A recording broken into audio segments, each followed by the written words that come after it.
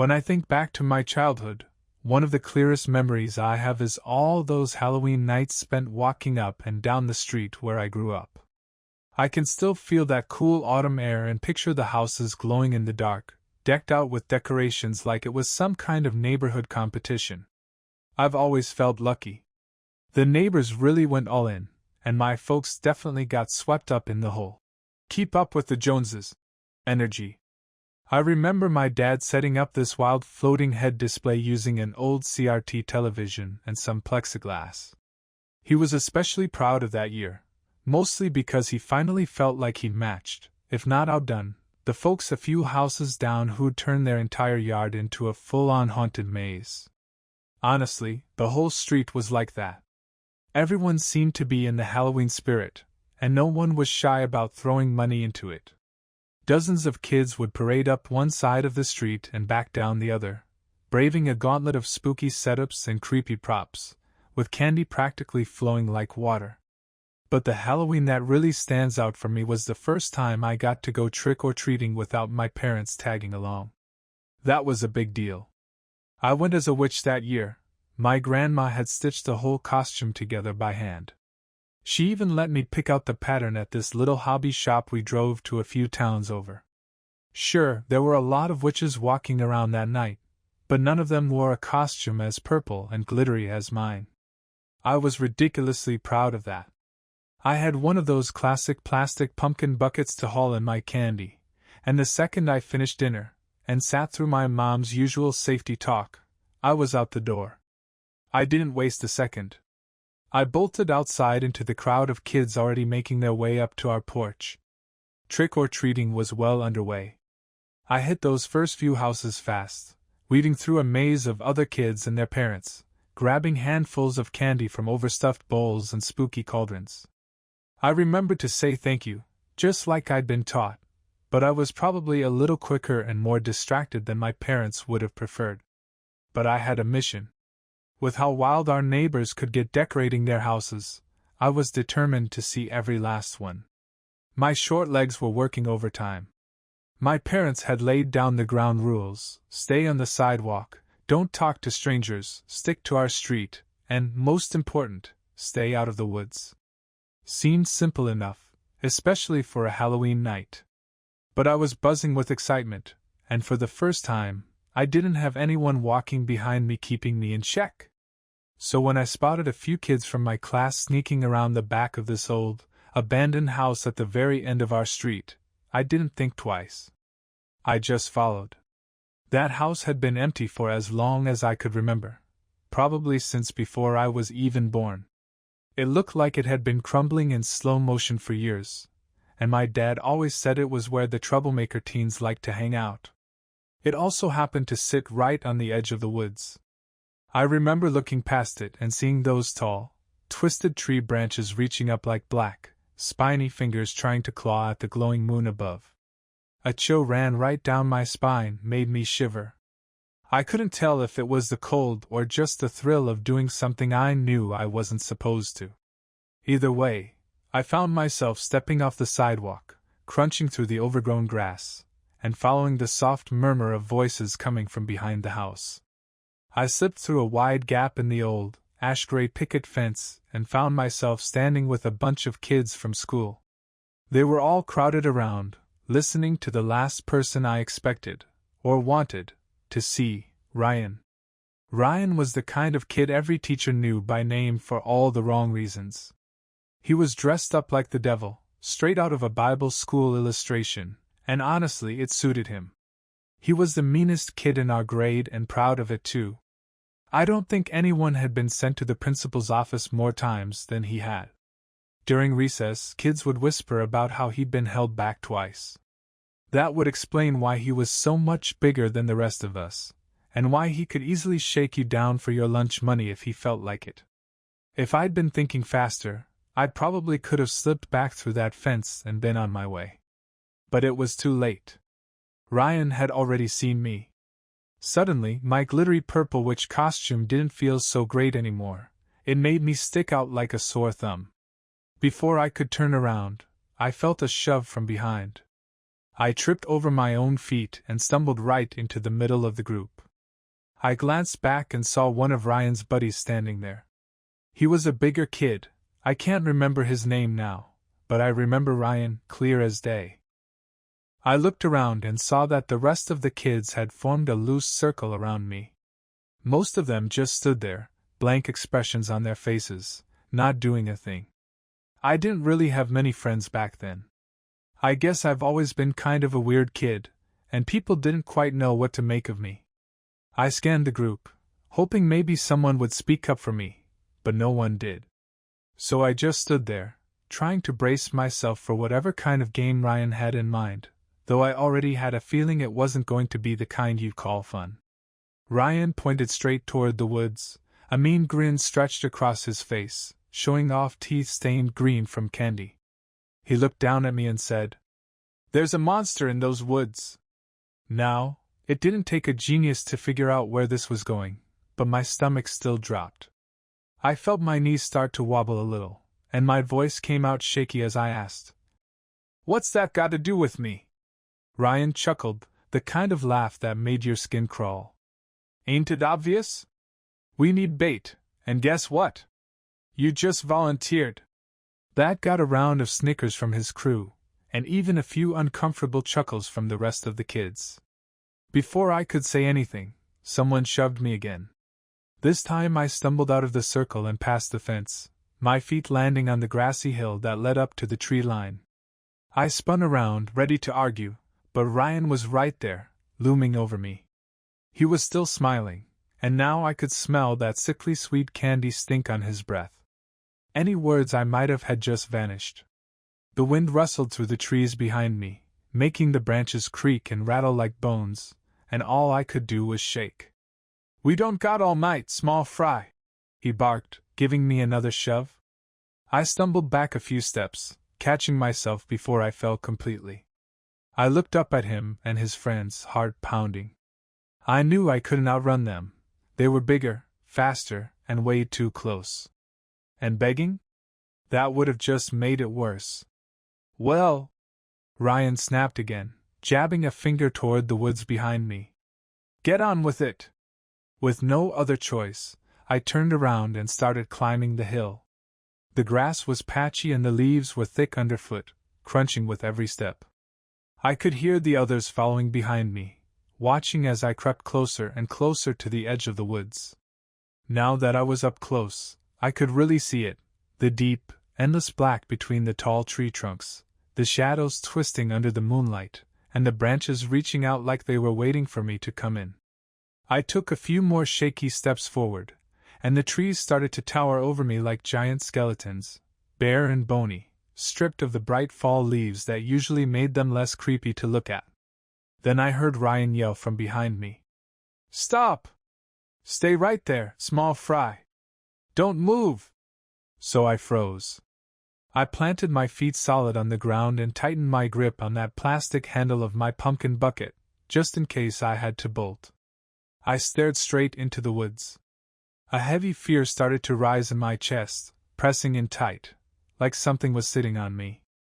I couldn't even hear the other kids anymore, just the wind and the endless rustle of branches all around me. I stood there, completely still, too scared to turn around and check if Ryan and the others were still there. I was convinced that if I even blinked the wrong way, something awful might come charging out of those trees. So I kept my ears sharp and my eyes locked forward, waiting for any sign of movement, anything at all that felt wrong. After what felt like forever, my brain started to kick back in, and the fear slowly started to turn into frustration. It hit me. This was probably all just one of Ryan's dumb pranks. He and the rest of the group had likely already snuck off, laughing their heads off somewhere while I stood there like a fool, wasting good trick-or-treating time. I huffed and kicked at the ground, mad at myself for falling for it so easily. I knew tomorrow at school was going to be a nightmare. Everyone would be talking about how I stood frozen in front of the woods, waiting for a monster like a baby. But just as I was shaking off the embarrassment, I heard it crack. A sharp snap of a twig from somewhere nearby. My head shot up.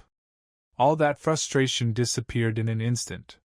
My ears were on high alert, scanning for another sound. My eyes darted around, trying to find where it came from. I told myself it was probably just a squirrel. Maybe a raccoon. Ryan's monster story wasn't real. It couldn't be. It had to be an animal. What else could it be? Out of the corner of my eye, I noticed something I hadn't seen before, a bright spot of pink sticking out against the dark green grass. It looked like a piece of candy, probably one that had fallen out of my bucket. That didn't really make sense, though. I hadn't collected nearly enough candy for it to start spilling out yet. Still, without thinking much of it, I bent down to pick it up. And that's when I froze. The air went still all of a sudden, and I felt every tiny hair on the back of my neck stand straight up. Deep in the back of my mind, something old and primal stirred, like a warning I couldn't quite explain. The woods were dead silent. No wind.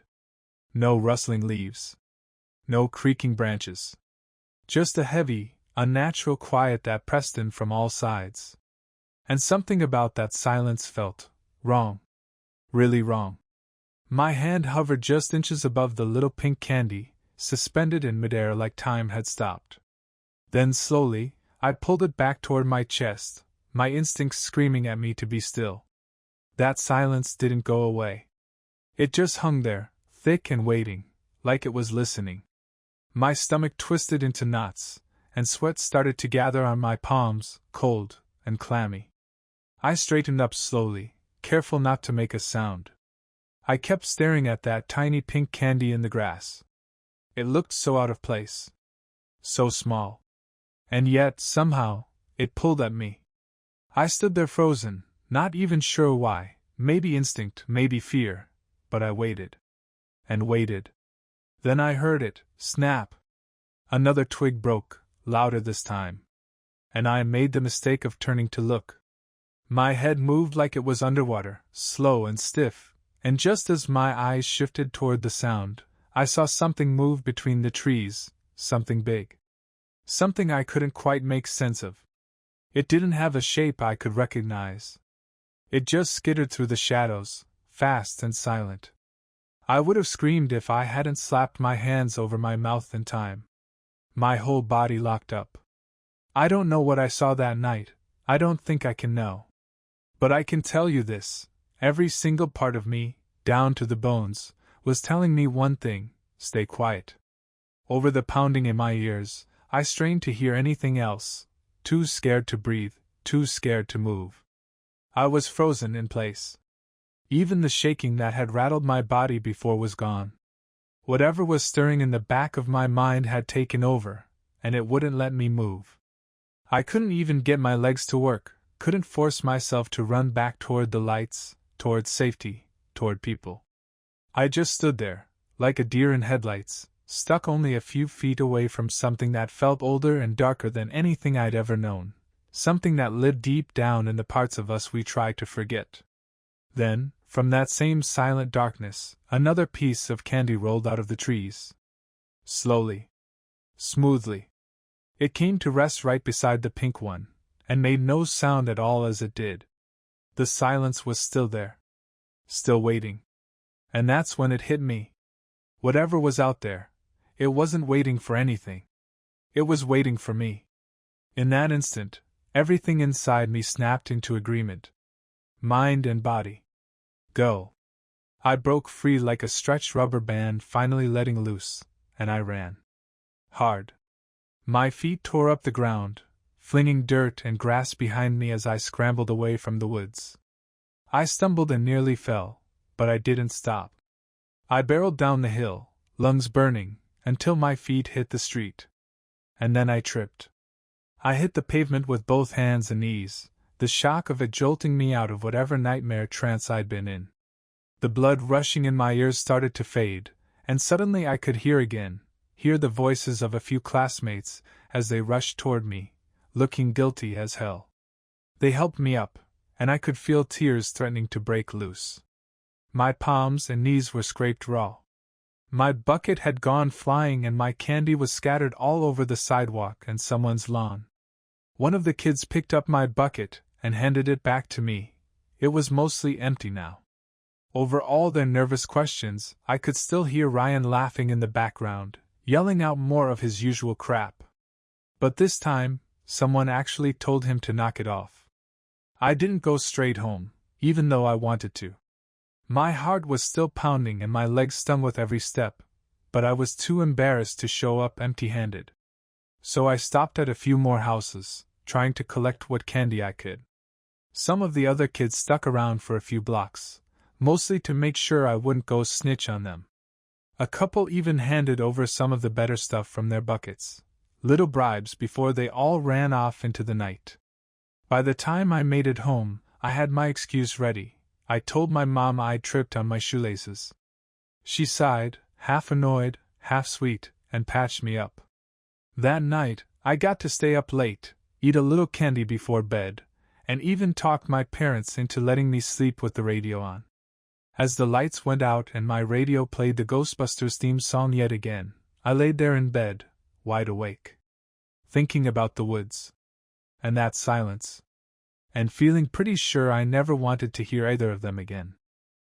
I stood there, staring out over the frozen pond in front of me.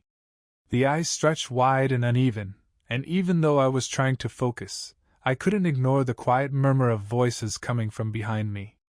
There must have been a couple dozen boys standing at the edge of the ice, just watching. Somewhere in that crowd were my friends, holding up little handmade signs and shouting things like, "You got this!" or, "We believe in you!"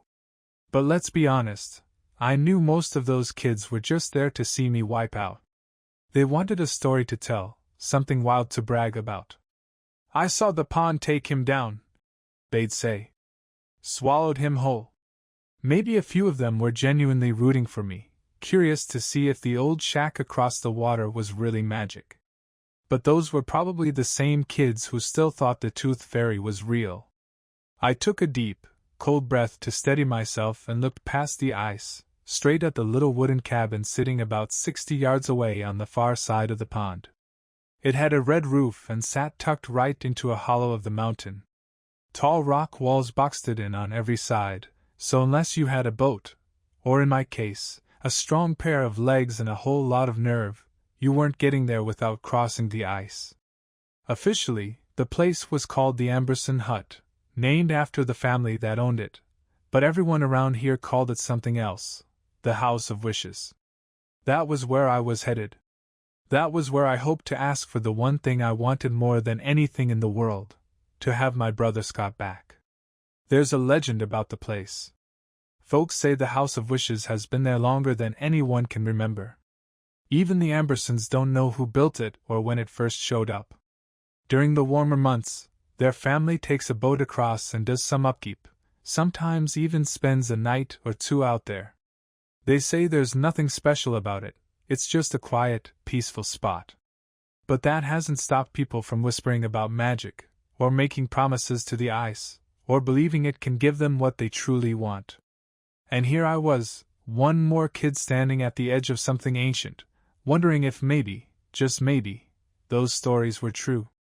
They said the pond was deeper than it had any right to be. Some folks even claimed it was deep enough to swallow a whole skyscraper. I don't know if I believed that exactly, but I'd heard plenty of stories, ones that all ended the same way. Once something sank in there, it was gone for good. Nobody had ever managed to pull anything back out. Not even bodies. If the pond took you, that was it. You didn't float back up. Every now and then, some outsider, someone not from the Amberson family, would try to row out to the hut, just to see what the fuss was all about. But almost every time, they'd get maybe 10 or 15 yards out before something spooked them bad. Like a wall of fear would just slam into them. They'd start imagining the boat tipping over, that dark water pulling them under, and they'd turn right around. No one ever made it all the way. Sure, you could get some decent fishing in if you really tried, but most locals didn't bother. There were safer ponds around, ones without the creepy stories or the haunted reputation. Now, most of the time, the House of Wishes was just that, a little wooden cabin stuck next to a spooky pond. But the legend said that once in a blue moon, under very specific conditions, it could become something more. The story goes like this. Long ago, a man, someone desperate, found out that the hut could grant your deepest wish. But there were rules. First, the pond had to be fully frozen over by December 30th. Second, you had to cross the ice on foot and reach the hut before the first day of the new year. They said this man figured it out by accident. He'd gotten lost during a freak snowstorm and was looking for somewhere, anywhere, to take shelter. Then he spotted the little red roof out across the ice. He didn't know a thing about the pond or its stories. He just saw a hut and went for it. Walked right across without a second thought. And somehow, after he stepped inside, he got what he'd been wishing for. Whatever it was, it changed everything, because that moment, that wish, was what led to the founding of the town I grew up in. Over the years, a lot of people had tried to cross that ice, hoping the hut would grant them their greatest wish. Most didn't make it. The ice would crack, just like that, and they'd vanish into the freezing black water below. Gone. According to local lore, the only ones who had ever made it across safely, and gotten their wish, were 12-year-old boys. No one knew why, but it became a kind of tradition. Every time the conditions were just right, which wasn't often, sometimes not even for decades, one boy that age would be chosen to take the walk. Most years, it was just symbolic. The pond usually didn't freeze over soon enough anyway. So instead of a real crossing, the wish walker would just lead a giant snowball fight near the edge of the ice with the rest of the kids in town. It was more about fun than anything serious. But this year, I wasn't picked by chance. I volunteered. I stepped forward and planted my right foot, cleats and all, on the slick, frozen surface. The moment I did, everything behind me went quiet. Not a single voice. Not even a breath. It was like the whole group of boys was holding their lungs tight, waiting to see what would happen. I took another breath, slow and deep, and placed my left foot out in front of the right. Then I moved forward again, steady and careful. My hands were clenched into sweaty fists inside my green wool mittens. I locked my jaw the way I'd seen my dad do when he had to deal with something tough, something that needed to be done, no matter how much it hurt. And then I walked. One careful step at a time, I moved across the ice, trying not to think about how thin it might be, or how deep the pond was, or how cold the water would feel when it pulled me under. For a second, the thought crept in. Maybe I was an idiot for signing up for this. Maybe this really was just a slow, dumb way to die. But then I remembered the promise I made to Scott. This wasn't about bravery or stories or legends. This was about him. This was about keeping my word. And I knew deep down, it was the right thing to do. Most of the other kids didn't agree with what I was doing. Especially not Ben Archer.